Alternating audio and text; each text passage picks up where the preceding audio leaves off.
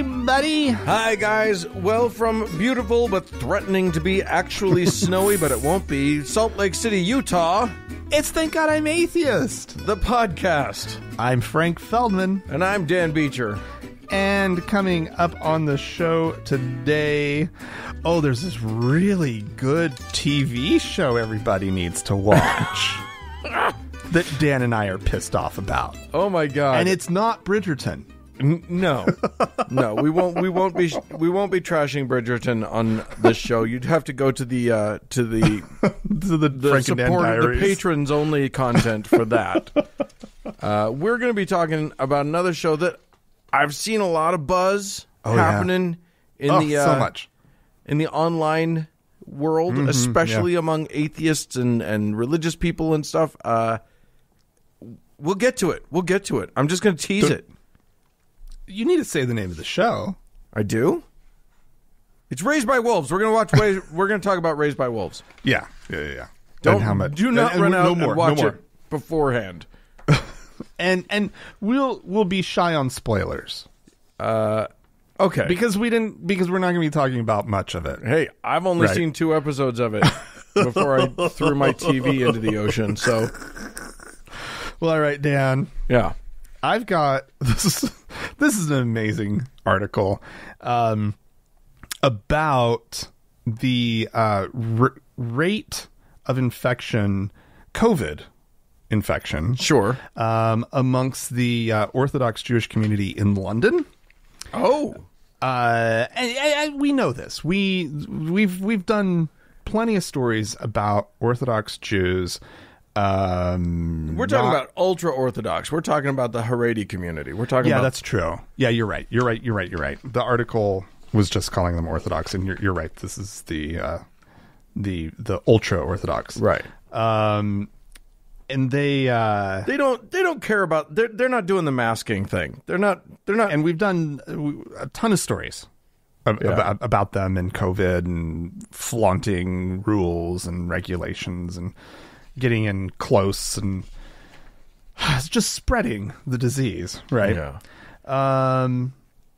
Well, in London, the numbers are in, and their infection rate is 9 times higher than the national average. Shit.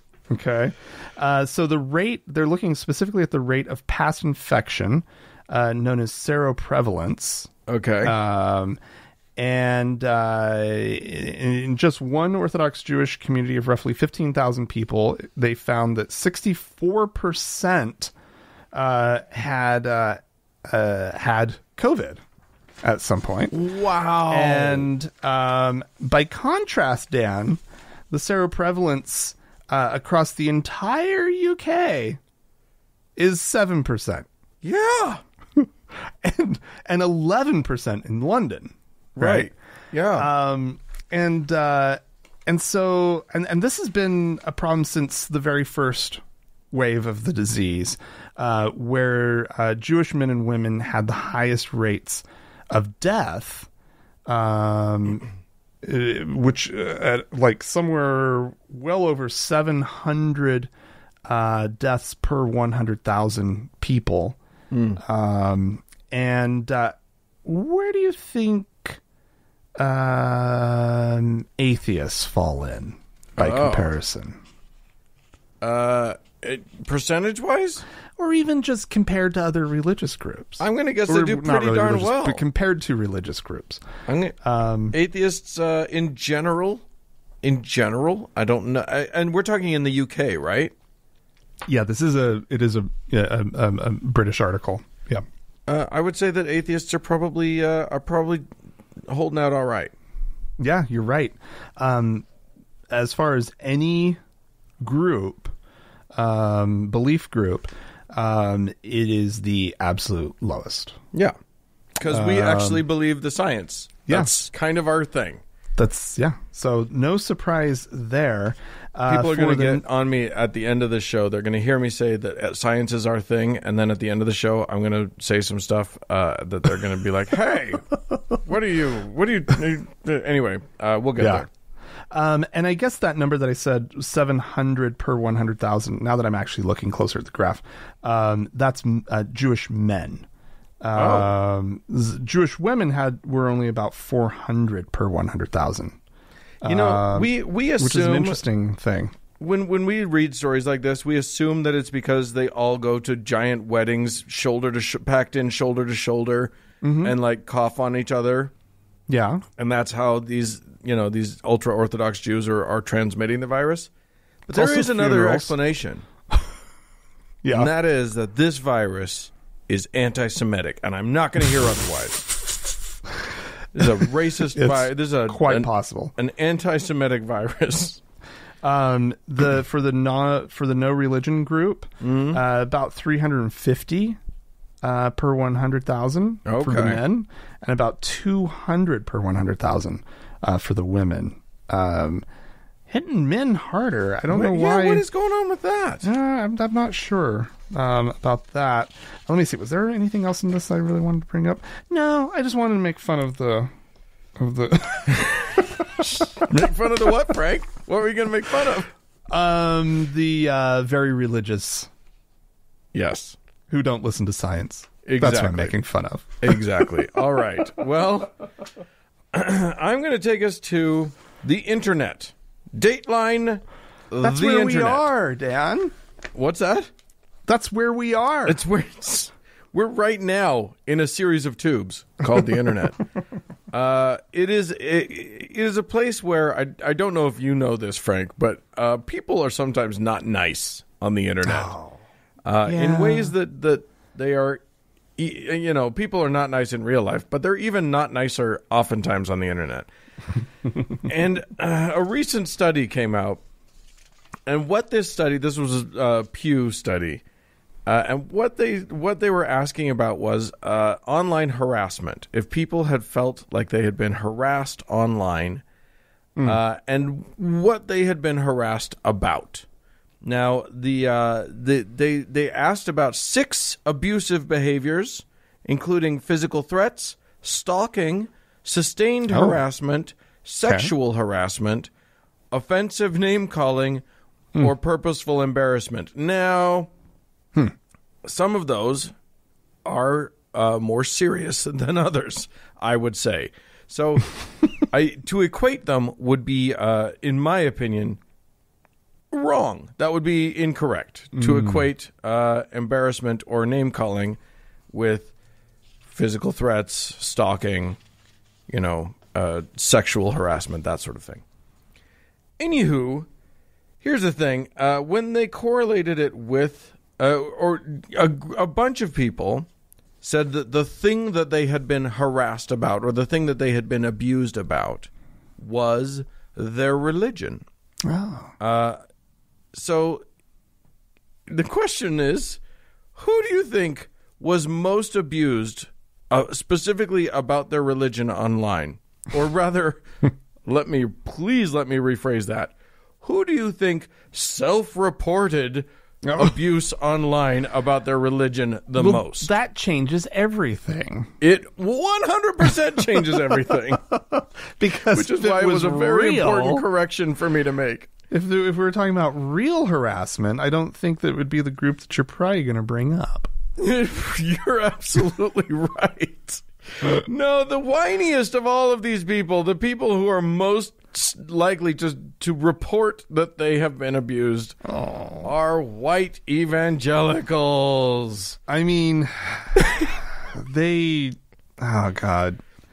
And let me tell you, Pew doesn't get into it, but I'm going to tell you right now what they're talking about. This is Dan pulling from my own anecdotal experience and also having studied these people for however many years we've been doing this shit.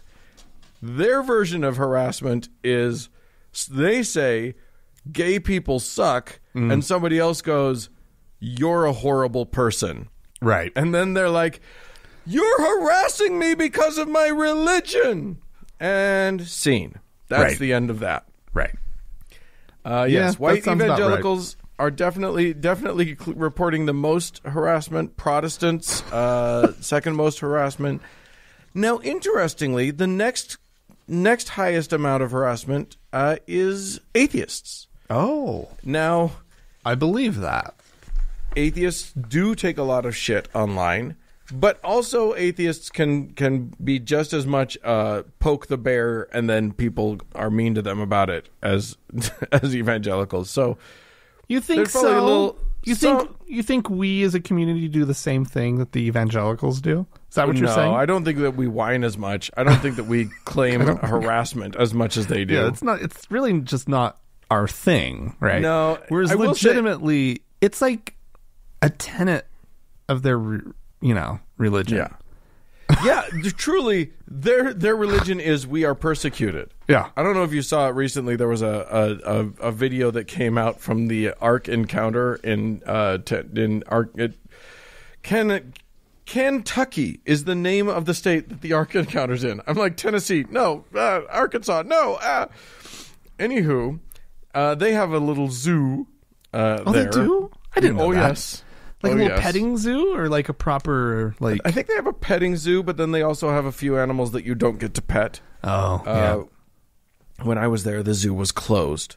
So that was no fun. Anyway, they have a zoo, and they have a little broadcast, and they were doing a little YouTube video. And of course, they're gonna use the zoo as a way to teach the kids about the things. And one of the things that they did was they were talking about sloths, and the zookeeper's talking first, and she's like talking about this one goes slow, and that's how sloths do.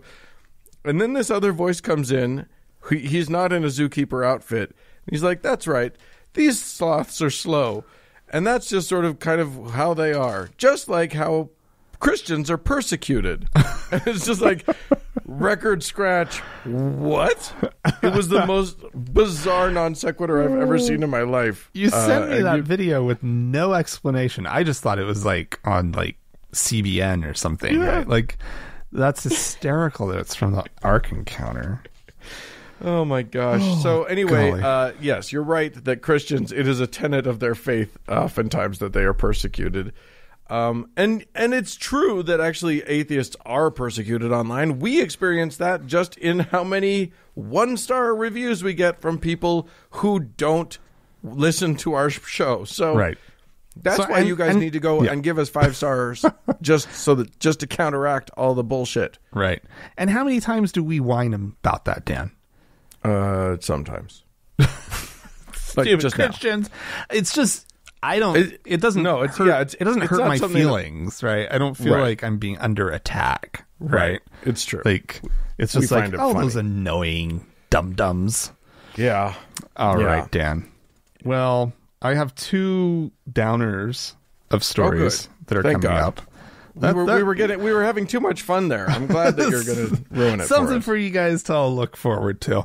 Yeah. And also, I want to preface this story by saying this one is the lesser of the 2 downers. Okay. So you're going to have even more to look forward to the third one.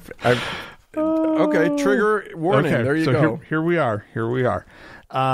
So 2 episodes ago, I want to say, so it'd be 477 for anybody who wants to go back and listen to it. I brought up a story about how Malaysia was sort of like looking at their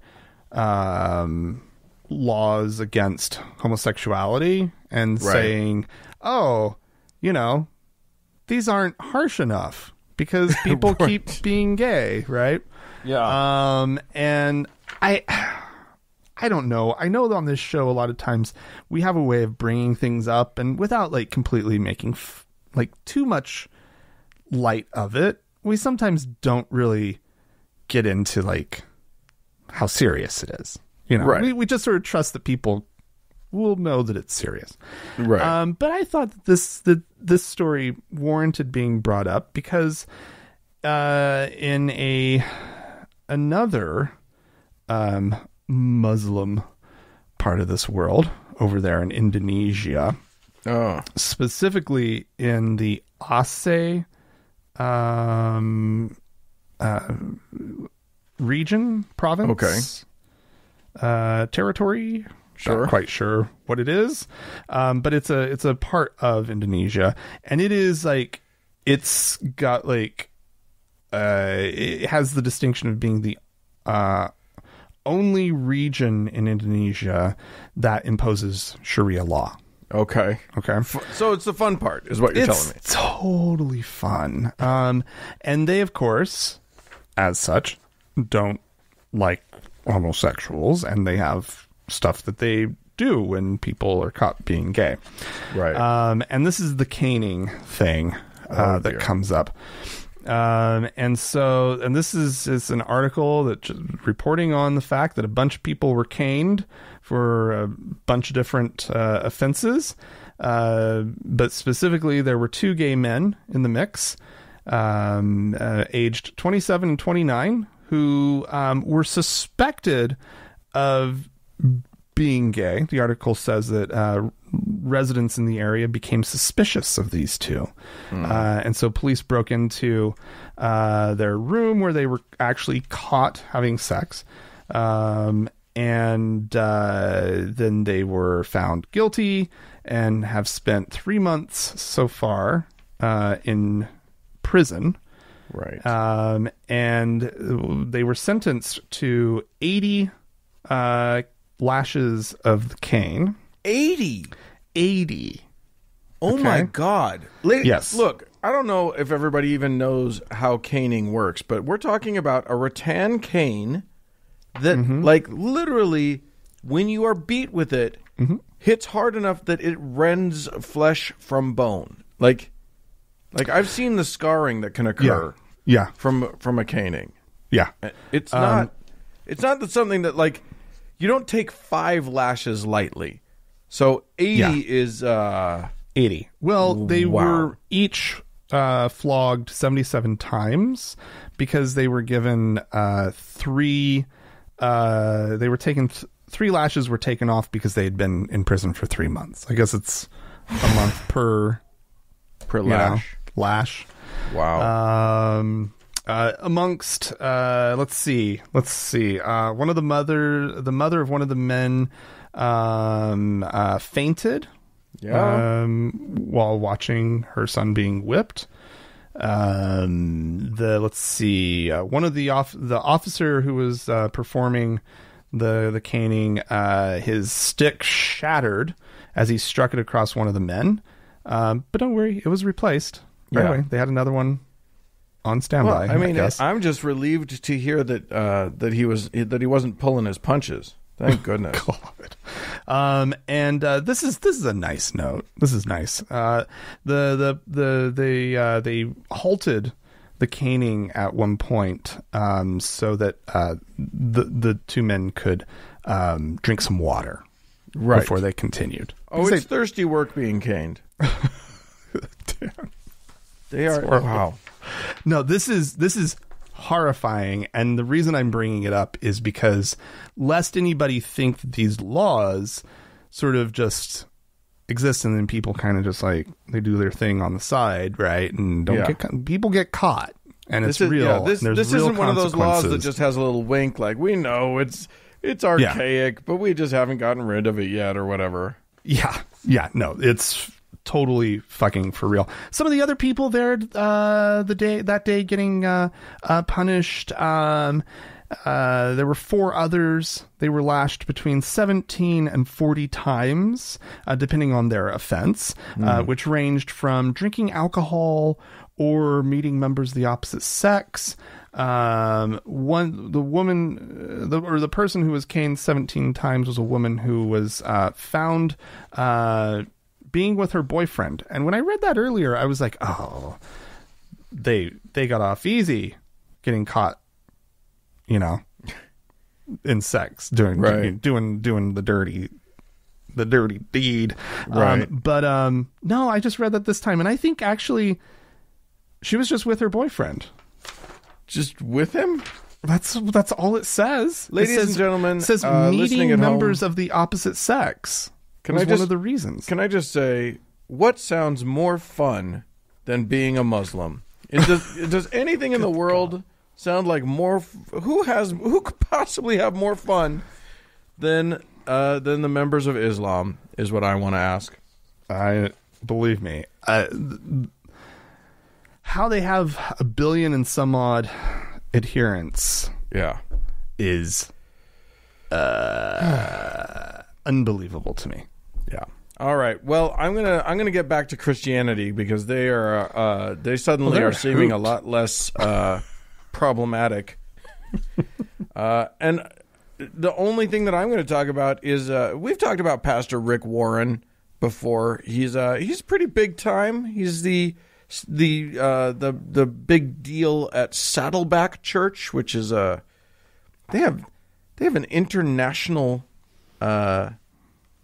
organization there. They're big time, and he's in a little bit of hot water. He has issued a grand apology because Saddleback had released a fun video for the kids. You see, it was a delightful little video to try and teach the teachings of the Lord. It was doing it through racism, which is less fun, I think. In this case, what we had was a video of a pastor doing some hilarious humor. Oh, they're good at that. Yeah. That's really that's their wheelhouse is the funny, bring in the funny. And this particular video, which is now taken down, so I have not been able to find a way to view it. But I am assured that one of the main things that it had was this pastor dressed in a kung fu shirt, that would be Chinese, making hiya kung fu sounds. Oh God! And then at one point eating and then spitting out sushi, because Asia is the same. All of Asia equals the same. Okay. Yep. So yeah, they released that. It was apparently just great slapstick comedy. But unfortunately, Pastor Warren had to apologize for it. Now, Rick Warren has gotten in trouble before for hilarity. At one point, Ricky Boy himself released a picture on the website on the Facebook page of a young person in a can-do sort of pose. And was like, this is how all of our ministry are. We're all can-do people. Unfortunately, it was a picture of someone in Chairman Mao's Red Guard, which kind of the equivalent to the Hitler Youth, really. Oh, okay. And he took that one down too, but not before he basically defended it as hilarious and everybody just needs to chill out and get the joke already. They did not. Well, they did not. Wait for next week, Dan, when they release their images of their entire congregation in blackface. Yeah, exactly. That'll be delightful. That'll be fun. You can hear that here first. Oh, Woo, Dan, they just don't get it. No, they don't. Or we don't. We just have no sense of humor. We don't get their sense of humor, you know. That's what problem. it is. Yeah. Oh, God. Which sucks for a show that's supposed to be funny. Somewhat funny. We're not in the comedy section. No. Not like those hilarious Christians are. Anyway, what do you got? I promised a good one. I promised a good one, Dan. Let's just get to it. Let's see. Do I just rip the Band-Aid off? Yeah, or just go for it. Okay, I'm just going to read. Basically, I'm going to read the headline. Baby dies in Romania after baptism. Oh, my God. How do you kill someone through baptism? Did they drown by immersion, Dan? Oh, Jesus. A baby, a month-and-a-half-old baby, in Romania, as I said, was dunked 3 times, because that's how they do it in Romania, apparently. And they don't pause to check for breathing each time? No, the baby had its mouth open and was crying profusely, apparently, as the priest dunked it. Yeah. And first of all, first of all, immersion for an infant? I thought that was the whole reason that, like, Catholicism just sprinkled a little bit. Yeah. Right? I mean, that's what I always thought, because, like, I mean, it's probably what a primary teacher told me at church, right? It's like, well, we don't do sprinkles, we do immersion, so we have to wait till you're old enough, right? Something like that. Yeah, it's probably not the official stance of the Mormons, but anyway, let's see. The church where this happened confirmed that the baby had been totally immersed in water, arguing this is their statement, arguing that baptism is done by the church's ordinances, by the threefold immersion. Right? That's how it's done. So obviously we had to do it that way. Idiots. How you want to save this baby's soul? Yeah. Right? What are we supposed to do? Just not drown babies? Just because you said you don't like Jesus? It's a good thing, I guess, at least from their perspective, that they, had the baby baptized before he passed away. Guess it's going to heaven. Yeah. Let's see. Yeah, it says the baby had been crying both during baptism and also after. So what happened is the baby inhaled a bunch of water, right? I'm shocked to hear that. Obviously, that's what happened. But the baby was sort of. It's not like they just held him under the water and he died, right? Like he was sputtering, and it was apparently just fucking awful. So that doesn't sound good. Yeah. So they also are, blaming the baby. The baby was crying, right? Well, of course it's the baby's fault here, right? If the baby hadn't been crying, just stop. How do you can't just blame okay. No, they did. Yeah. That's how that's phrased. The baby was crying, right? And then on top of it all, would have shut up and taken its lumps, it would have been fine. We can't help it if the baby was weak. And on top of it all, Dan, the archdiocese where this church is a part of issued a press release saying, "It is hard for us to understand why God has allowed this tough trial." It is the baby's fault, and it is the Lord's fault. That's whose fault this is. It is in no way, shape, or form the fucking sadistic priest who was shoving a baby underwater. Now, this is their practice. So, I mean, I would guess that generations of people have been, baptized this way. But that doesn't make it any better that, you would think that this is a reasonable thing to do with you would a think newborn. That some best practices would have formed over the centuries. Yeah. I don't know. Just pinch his nose and cover his mouth, maybe, right? Right. Exactly. Put a cork in it. And then, I don't even think that's probably something you should do with a baby. That's probably really bad advice. But, you would think they would do something. Yeah. I mean, this article really fucking pissed me off. I don't know if you can tell, guys, I'm laughing, but I'm really upset. Good Lord. It's literally you're waterboarding infants. Yeah. For Jesus. I don't know how you can look at your own religion and go, yeah, this seems right. This seems right. Oh, well, I'm gonna close things out in Madison, Wisconsin, where the Diocese of Madison has parted ways with one of their priests. John Zulsdorf is no longer associating with the Diocese of Madison. Now, they have not claimed that there's a huge... Well, okay, there is a reason for it. He went a little unorthodox, not a lot, just a little, and did an exorcism. Now, exorcisms are normal in the world of Catholicism, which is alarming enough on its face. Yeah. I don't know if anybody's ever watched video of an exorcism. We talked about it with Andrew Gold around Halloween time because it's spooky. This guy decided to take it in a different direction. Now, technically, an exorcism is a prayer against the devil, according to the Catholics. Oh, okay. So you can do it all sorts of ways for all sorts of reasons. Right. This guy decided to do multiple exorcisms against election fraud.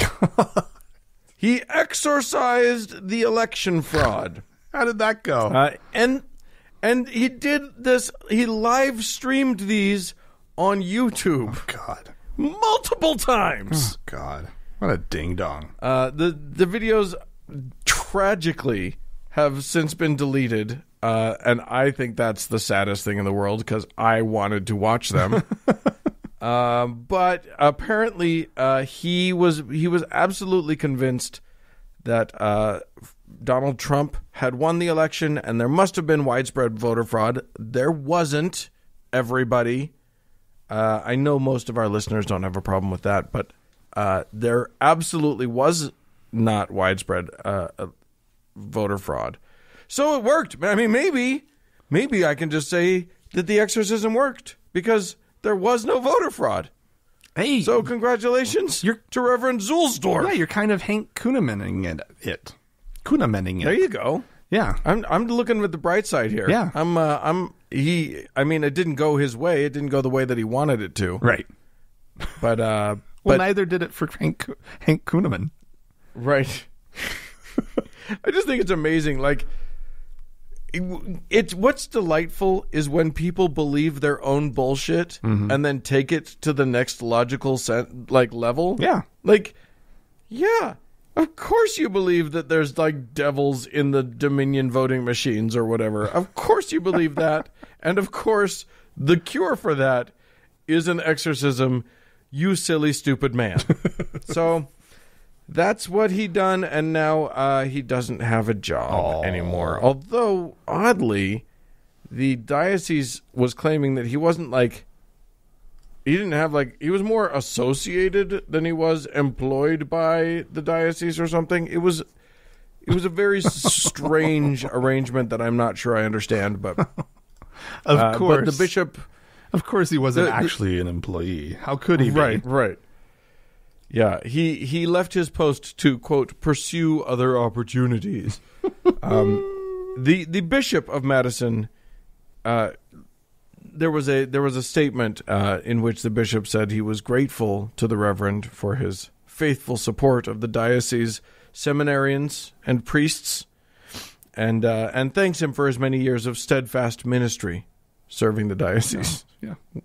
Wishes him well. Sure, but heck of a fella. Yeah. That guy. He was a little too cuckoo bananas even for the Catholics, so that's kind of fun. Anyway, listen, if you have a good recipe for cuckoo bananas, please send it in to us, podcast@thankgodimatheist.com. Or call and leave us a voicemail message. The telephone number is 424-666-8442. Stick around. There is more show coming up.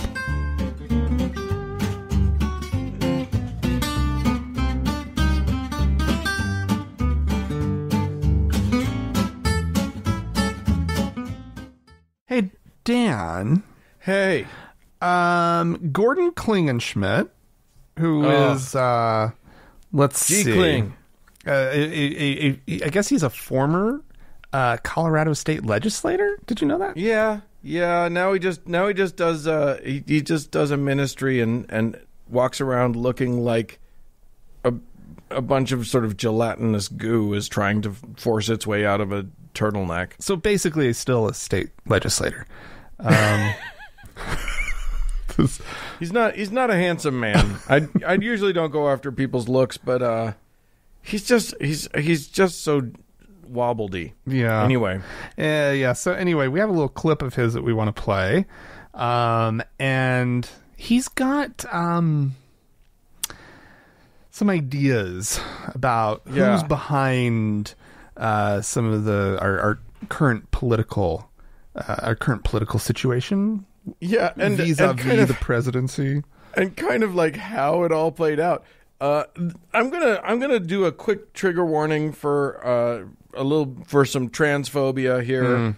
I will say this is the one we chose, the one that isn't the meanest to trans people. Oh, God. So there was one that was much worse. We chose this one because it's funnier and whatever. But yeah, a little bit of transphobia. So be prepared. You know what Gordon Klingenschmidt looks like? He looks like the saliva that forms in the side of your mouth when you say the word Klingenschmidt. That's what I've decided he looks like. Anyway, here's what he had to say. I do believe God wanted Donald Trump to be reelected. I think it was God's will, and yet sometimes in this fallen world, the devil wins, and God's perfect will is not always done on earth. I think it's an abomination now that someone with the demonic spirit of, for example, transgenderism, Joe Biden is now promoting boys going into girls' locker rooms in public school. He is promoting abortion on demand with taxpayer funding to kill innocent children. He is going to harm Israel in their unique calling in the world. That is the devil's will, who is ruling in the White House right now, when I believe, President Trump was for God on those issues. Sometimes the devil wins, Dan. It's just against God. Man, he wins. When you believe in an omnipotent, omnibenevolent God, and sometimes he loses, yeah, doesn't make. You've got a problem, Gordon. Like literally, Gordon. You're so close to figuring it out. You're like right there. You said God's perfect will, and we know. Oh my God! Yep. Just what an idiot! What a delightful little maroon he is. Really? That's what I'm going for. Oh, what a maroon! What was that? Where did I get that? I have no idea. It must be Bugs Bunny. Anyway, we had some lovely people who aren't maroons write into us, so I thought we'd read from that right now. Gavin, who I take to be a young person, wrote into us to say, I think it could be beneficial to have another platform like the Members Only Lounge for some of the younger listeners. This could be a very nice thing because I don't know of any other groups for younger atheists. I was thinking on a different platform than Facebook because a lot of us don't have an account and don't want one because of privacy problems. Yeah, maybe smart. Discord or something similar. Yep. Okay. All right, here's the deal. We don't know what the hell Discord is. We're old dudes. So, we've heard into of it. We've heard of it.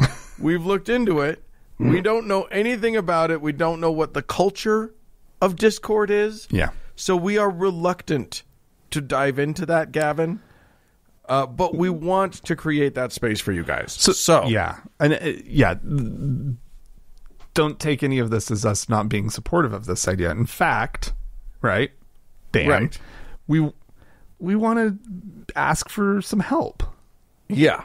So yeah, the one thing that we need, that we know we need, if it's going to be a TGIA thing, if it's going to be associated with us, it needs to be heavily moderated so that assholes get weeded out quickly, and it's supportive and a loving environment, and just a good place for people to go to connect with other non-believers safely and securely. So it turns into another members only lounge, just not on Facebook. Exactly. Yeah.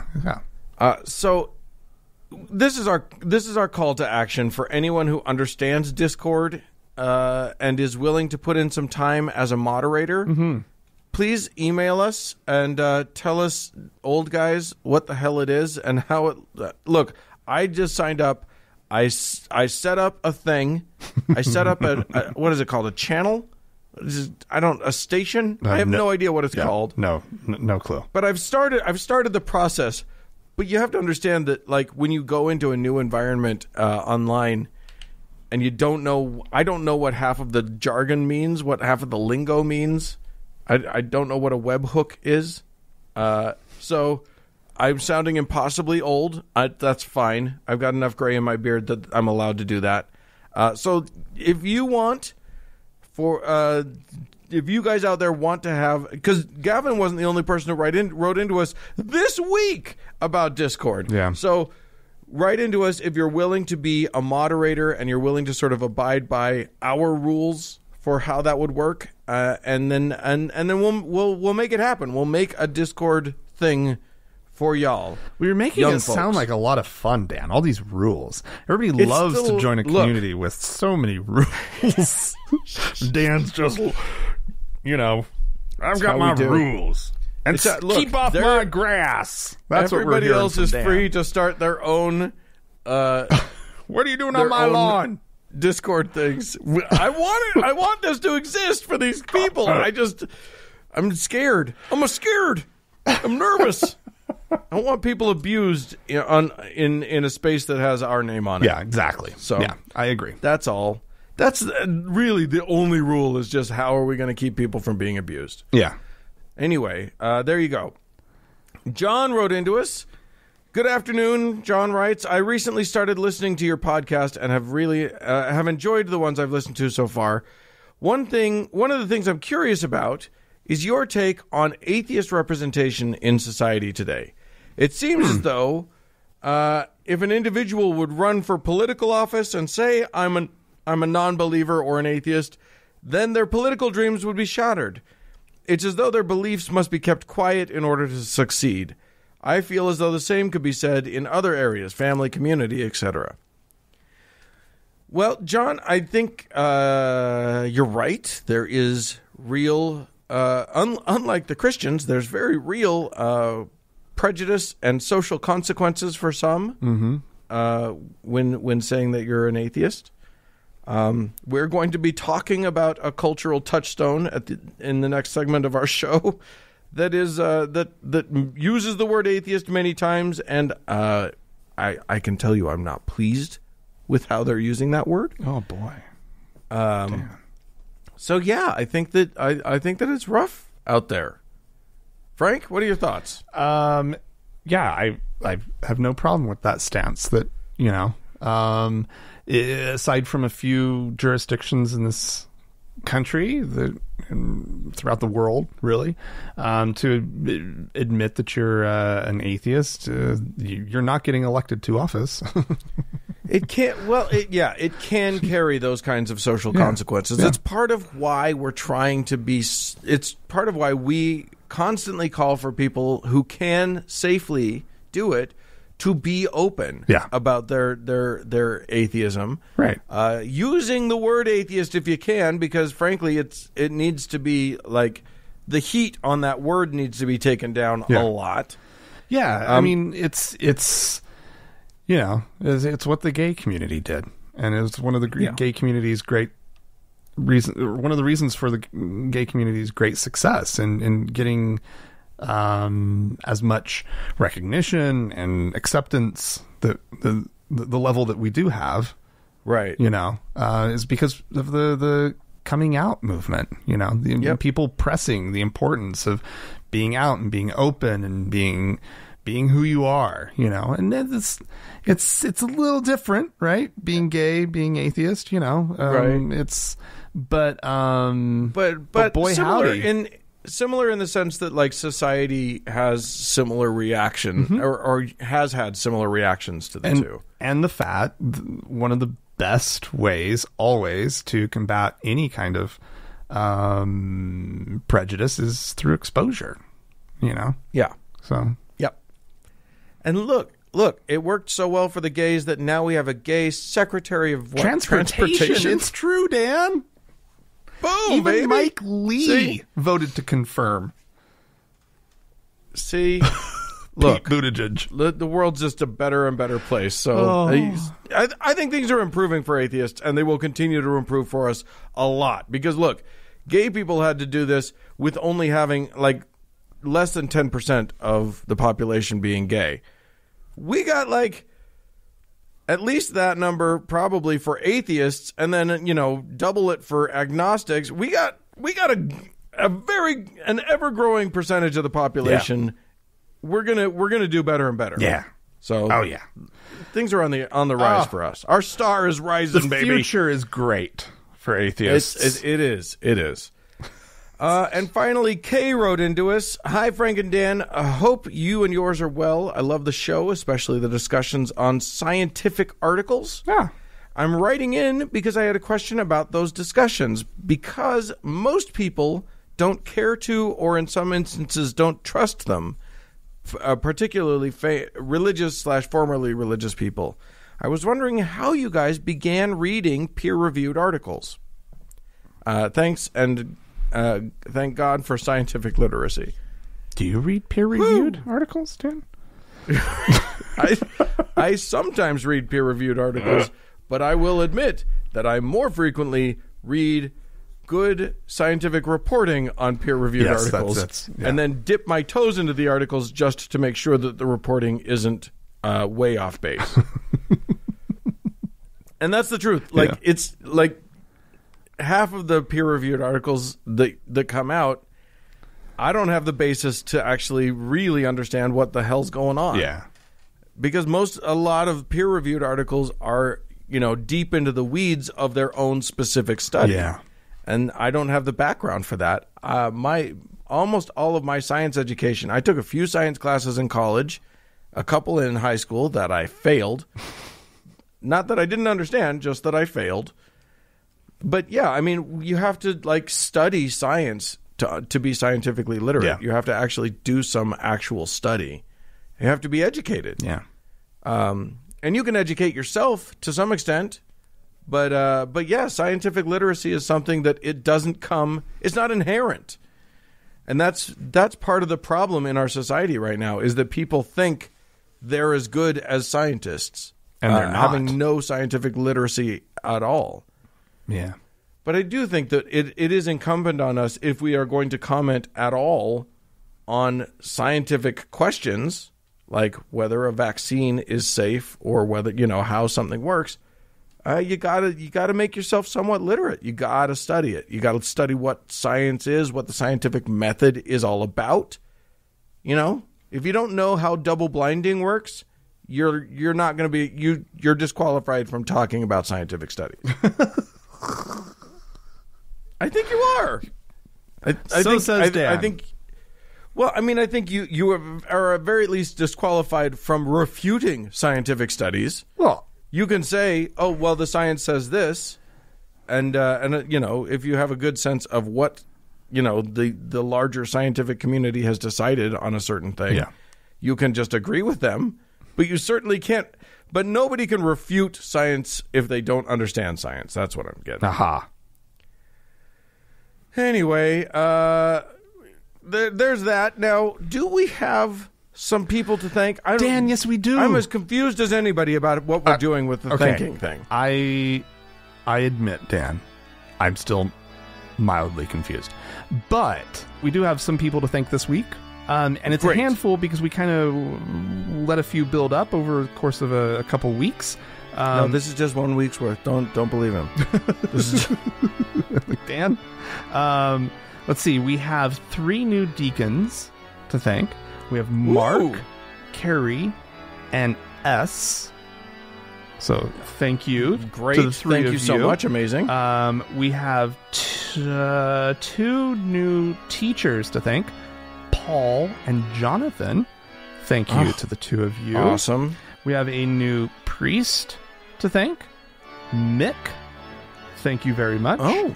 And well done, Mick. Mick gets to bless the sacrament. And as always, Dan, we have our top donor, our Lord and Savior, Davis. And if you would like to join these fine folk in supporting the show, if there's something and here that you like to hear, clearly you're listening and you've probably come back. So why not help us out? Help us keep doing the show. You can go to thankgodimatheist.com, click on the support tab, and follow it on over to Patreon. There's also an option to support us on using PayPal. The choice is yours. So thanks so much for your support, everybody. And stick around. There's more show. Love you guys.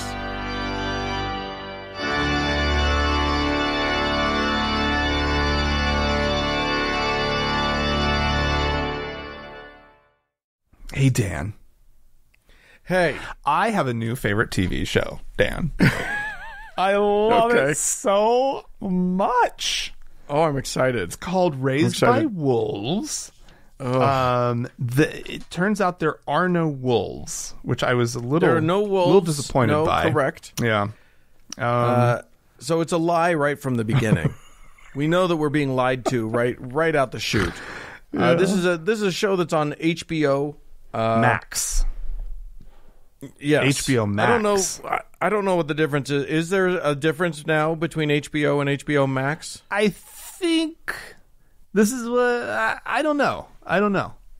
There seems to be some difference. Some things are HBO Max and some things are HBO. I'm confused. Okay, so this is on HBO Max, which means it's low rent bullshit. I think that's exactly what it means. But it's a series that was created by a guy named Aaron Guzikowski. And I started to hear mumblings about this from other atheists online and whatever. That they liked and it? People saying, hey, do you like this? Are we okay with this? How do we feel about this? Okay. So I watched an episode, and then under duress, I watched a second episode. No.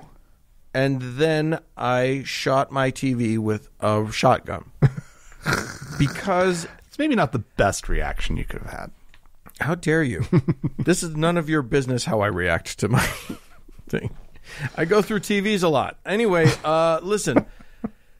Here's where I'm coming from. Now we could talk about the writing on the show, and we could talk about the stuff. But the thing that drove me crazy, and the thing that I thought was pertinent to to our show, is that we're talking about a post-apocalyptic space drama that starts with two androids landing on a faraway planet and somehow incubating and making a bunch of new human kids.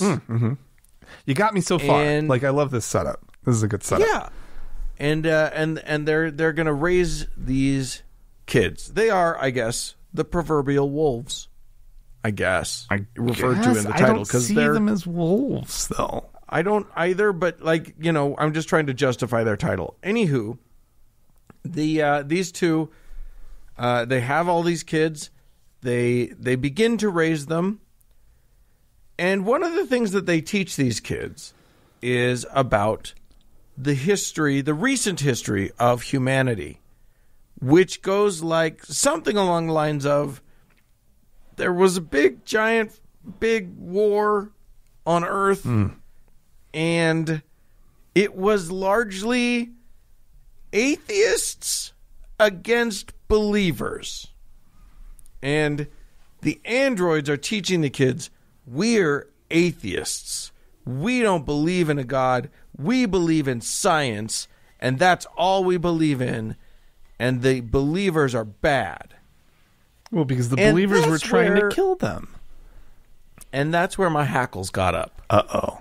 And then because I smelled something coming down the pike that was not good. And it came all the way down the pike and directly into my nose. So here's the problem. My take on this, my hot take on Raised by Wolves, is that it sets up... Look... Everything about how they represented atheists rang so false to me. It was just exactly how a Christian would talk about atheists, which is they're the same as we are, but instead of God, their God is science. Right. And that's not who we are. That's not how we think It's nothing like only the religious people think in these black and white, us versus them terms. Yeah, I don't know, though, but isn't there something that maybe if, let's say, the numbers of atheists continue to grow like we expect them to, right? And because this is supposed to be in the future, right? Sure. And the Christians just won't let well enough alone, let's say, right? And they just keep harassing us, and then they start attacking, and factions form, right? Now, it is weird that it would be the atheists versus the believers. That's weird.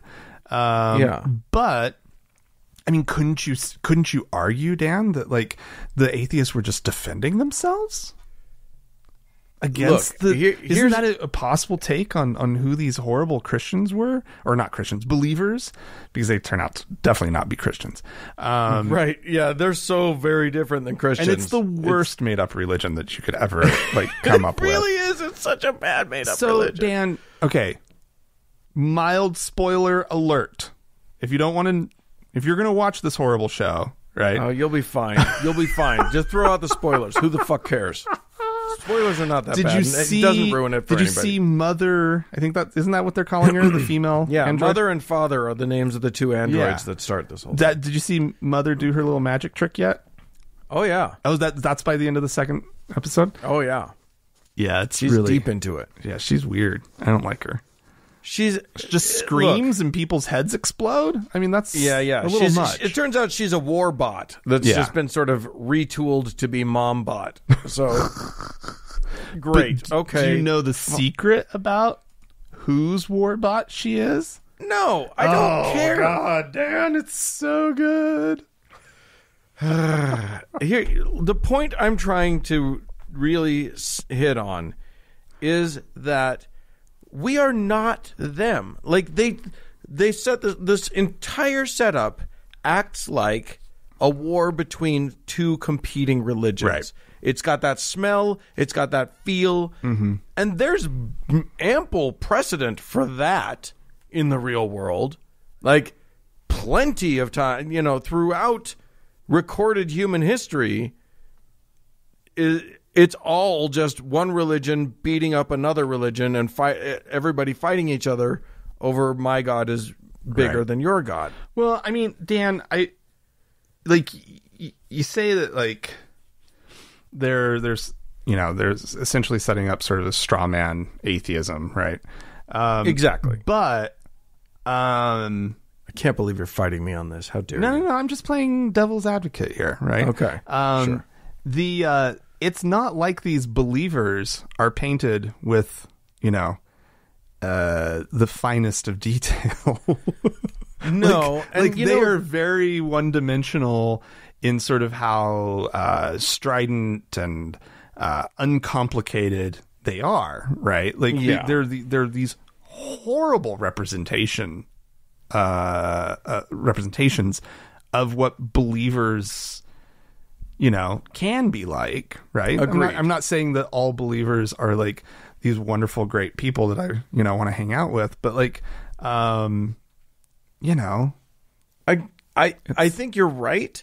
I think that the fact that both sides are portrayed badly really doesn't make it any better. No. I'm just saying that I think that while it is a bad portrayal of atheists and atheism, I think that it is an equally bad portrayal of what belief is, right? And what religion is. Like, I think that it's with the exact same lack of skill that wrote the atheist side also wrote the crazy believer side, because they're all fucking like. So I'm going to quibble with you. Okay, and my quibble is this. The way that the believers are written, to me, speaks to an understanding of what believers are like in a way, even though it's a cartoonish sort of, it's a cartoonish representation of them, but you can see where they're basing all the things on. The the representation of the atheists, the quote unquote atheists, is not based on a reality, but based on it's very clearly to me based on the Christian straw man, the standard Christian straw man that is set up for what atheists are like. And it probably whenever you watch a video where Christians tell us what atheists think and how atheists believe, you're going to see something that we as atheists would not recognize at all. Yeah. I mean, it probably didn't help that the two main atheists are aren't even robots. people. Yeah. Might not really help the case too much. I mean, did you get to where we find out who else is atheist? No. Oh, Dan. Oh, good. But they were hinting twists, at it. The twists. Oh, no. Oh, I did get to that. And the reveals, I did get to that. Dan. Oh, the they show. Do. It's so good. They do reveal that. There's a whole bizarre atheist, or not atheist, android plastic surgeon subplot that is very, very strange. Well, boy, the second episode really gets pretty far. Yeah, it does. The it doesn't help also that like one of the human atheists goes crazy and ends up thinking he's a prophet. Yeah. You didn't get to that, right? No. Yeah. No, I haven't gotten to that. Yeah. Though I mean, it tracks. I don't disagree with you that it's a terrible representation and that it is everyone out there, like if you've seen this show, you know how the first season ends, right? Like if you got through it, right? If you got that far, you know, it's so bad. And I was so angry. I mean, Dave and I were screaming about how bad it was. Like, I will, in total, like, here comes a spoiler. It involves an alien snake baby and flying through the center of the planet. I don't even need to give you more details. It's horrible. Yeah, you were telling me about that, and I was just like, oh, so they've never actually heard of gravity then. They're going to the center of a planet that has Earth. Well, it's basically Earth grav. Yes, and, but it's a magic snake that can fly through, Dan. It's magic. And it's a spaceship, Dan. Okay. They fly through. Of course it can fly through. Yeah, I mean, of course. It's science fiction, Dan. Yeah. Not science fact. I just don't have I made it clear like why atheists who love science aren't the equivalent to Christians who love Jesus? No, why is that? I just think we need to point it out because literally they use the word science in the same way in this show. No, I know. In the same way believers use the word God. Yeah. They literally use it. It could be interchanged completely and you would just have the other side. And it doesn't take into account the fact that like the whole point of our side is that once we get better information, we go with it. Yeah. So science isn't our big thing. Just trying to understand the universe is our big thing. And if we came up with a better way of understanding the universe than science, we'd all just be like, okay, bye-bye science. We're done. Yeah. Let's do this thing now. Yeah. Like literally, that's our thing. Our thing is not about like a dogma that has to do with science. And that's what drives me crazy is that they present it as both sides are equally dogmatic just about different things. Yeah. See, I thought... So there you go. Yeah. I thought early in the summer, Dan, that you were a big fan of the show because you cut your hair just like the main characters. Yeah. I was like, go back oh, to Dan. that. I liked that haircut. It was kind of a mullet with shaved sides and stuff. I don't know. It's COVID. You can do whatever you want, everybody. shave your armpit hair into a mohawk just for fun. Ooh, golly. All right. Well, if you want to yell at us about Raised by Wolves and tell us that we're stupid and it's brilliant, please feel free to do so. Podcast at thankgodimatheist.com. Or call and leave us a voicemail message. The telephone number is 424-666-8442. Go to the Facebook page, facebook.com/TGIAtheist, and click the like button. We will not be inviting you to a Discord thing yet, but, maybe coming up. And if you'd like to check out the members only lounge over on Facebook, go to thankgodimatheist.com/members only. It's the best way to find it. Yeah. Hey, thanks so much to Red Rock Hot Club for their use of their brilliant music. And thanks to Gordon Johnston for the use of his music. And thanks to all of you for tuning in. We sure do appreciate you. Bye-bye.